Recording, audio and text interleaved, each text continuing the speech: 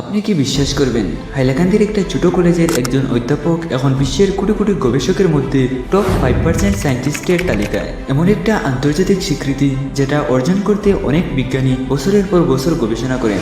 আর সবচেয়ে অবাক করা বিষয় জানেন কি, অনেক নামকরা বিশ্ববিদ্যালয়ের গবেষক যেখানে এই তালিকায় জায়গা পাননি, সেখানে বরাক উপত্যকার একজন শিক্ষক বিশ্বের অন্যতম সেরা বিজ্ঞানীদের কাতারে নিজের নাম লিখিয়েছেন। কিন্তু টপ 5% সায়েন্টিস্ট মানে আসলে কি? এটা কি সত্যি এত বড় সম্মান, নাকি শুধু সোশ্যাল মিডিয়া ভাইরাল হওয়া একটা খবর? আজকের ভিডিওটিতে আমরা জানাবো পুরো সত্যটা, সহজ ভাষায় তথ্য প্রমাণ সহ। তাই ভিডিওটি শেষ পর্যন্ত দেখুন।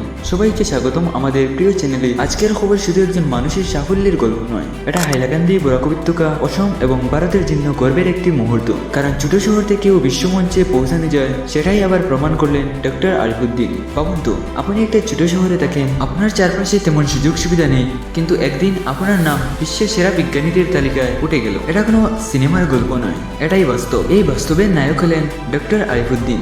তিনি বর্তমানে Monirul Chowdhury Memorial science college Aglapur এর জুলজি ডিপার্টমেন্টের অ্যাসিস্ট্যান্ট প্রফেসর হিসেবে কর্মরত।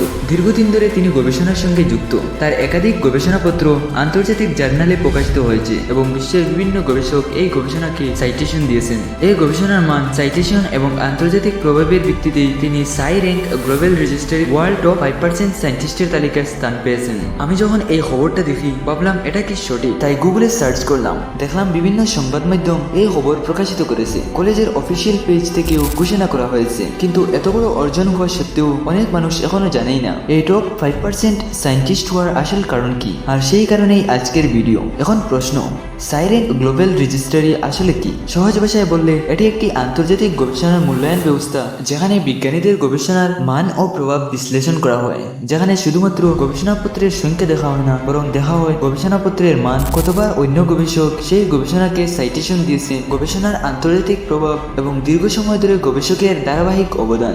এইসব তথ্য বিশ্লেষণ করে র্যাঙ্কিং তৈরি করা হয়। এবার ভাবুন, আপনার ক্লাসে যদি 60 জন ছাত্র থাকে, তাহলে মাত্র 3 জন। কম্পিটিশনের মাত্রা এখান থেকেই বোঝা যায় একজন গবেষকের কাজকে বিশ্বের অন্য বিজ্ঞানীরা কতবার ব্যবহার করেছেন, তার গবেষণার নতুন জ্ঞান তৈরিতে কতটা অবদান রেখেছে এবং তার গবেষণার আন্তর্জাতিক পর্যায়ে কতটা প্রভাব ফেলছে। এসব বিষয়ে একসঙ্গে বিবেচনা করে এই ধরনের মূল্যায়ন করা হয়েছে। তাই এই স্বীকৃতি শুধুমাত্র একটি সার্টিফিকেট নয়, এটি দীর্ঘদিনের গবেষণা ও বৈজ্ঞানিক অবদানের একটি আন্তর্জাতিক স্বীকৃতি। এখন প্রশ্ন, এতে আমাদের লাভ কি? আসলে একজন শিক্ষকের আন্তর্জাতিক স্বীকৃতি পুরো প্রতিষ্ঠানের মর্যাদা বাড়িয়ে দেয়। এর ফলে কলেজের আন্তর্জাতিক পরিস্থিতি বৃদ্ধি পায়, শিক্ষার্থীরা গবেষণায় আগ্রহী হয়, ভবিষ্যতে নতুন গবেষণা ও সহযোগিতার সুযোগ তৈরি করতে পারে এবং সবচেয়ে বড় কথা, আসাম ও বরাক উপত্যকার নাম আন্তর্জাতিক পর্যায়ে আবারও পরিচিত হয়। তিনি হাইলাকান্দি, বরাক উপত্যকা এবং সমগ্র আসামের নামও বিশ্বের সামনে তুলে ধরেছেন। ধন্যবাদ।